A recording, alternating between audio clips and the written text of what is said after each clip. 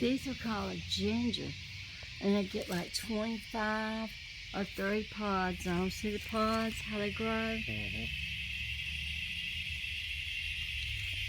They get top. Oh, they're so sweet. In between a honeysuckle and a magnolia. Oh, look at here. We have a friendly little garden spider.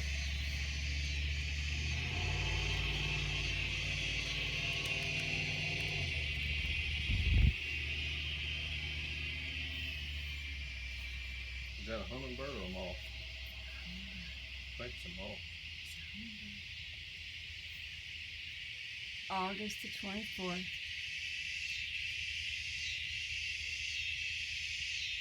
Those bring good luck. We have one over there.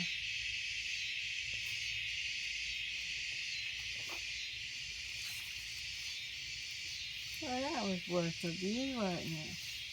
This is Shelby Taylor Weaver in So-So, Mississippi. And that's the real yard man there. These are gingers. Ginger the root.